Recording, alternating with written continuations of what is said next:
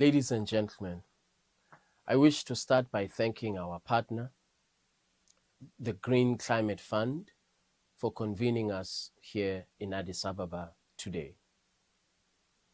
2 years ago, in Nairobi, Africa made a very bold statement to the rest of the world.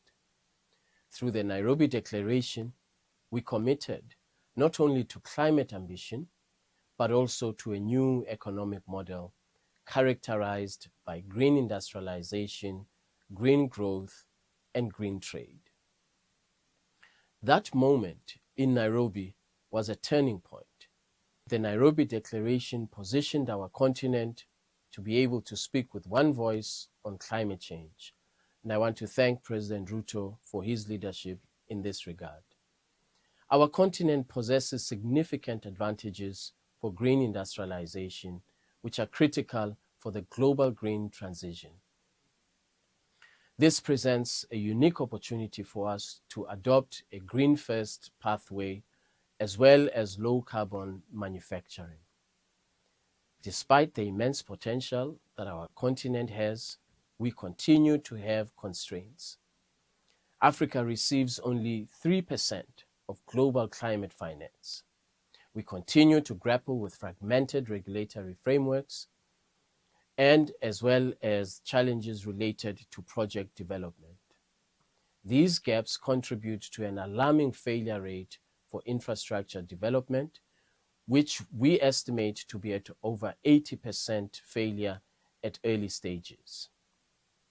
The AfCFTA offers us an opportunity to overcome these challenges, including an opportunity to overcome the challenge of market fragmentation. The AfCFTA protocols on investment, trade in goods, and trade in services provide a legally binding and harmonized framework to attract and retain sustainable investment and trade in environmental goods and services. The AfCFTA directly supports climate-aligned economic growth and resilience. To translate the vision of the AfCFTA and that of green industrialization, this unified vision, the Africa Green Industrialization Initiative, which was launched in December 2023, is Africa's blueprint for green industrialization and green trade. The AGII, as a flagship project of the African Union, is set to drive climate resilient and inclusive industrialization. At its very core is the positioning of Africa for green manufacturing and green industrial transformation, thereby facilitating the decarbonization of our industry, whilst also at the same time boosting economic growth and creating jobs. The AGII focuses strategically on sectors where our continent holds climate competitiveness, including renewable energy, critical minerals value addition, as well as the harmonization of policies, particularly policies that relate to climate and industrial development. The core mechanism for achieving the AGII's goals is the Continental Co-Investment Platform.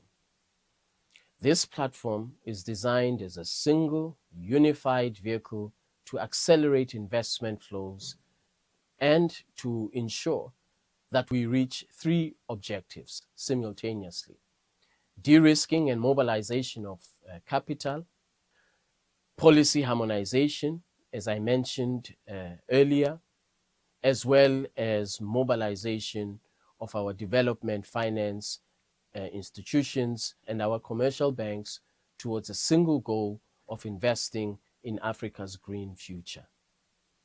I believe that the partnership between the AfCFTA Secretariat as well as the Green Climate Fund offers Africa an opportunity for us to chart out an action plan where at its core, African private capital as well as African development finance support are the driving the core driving partners to overcome the challenge of climate change in Africa.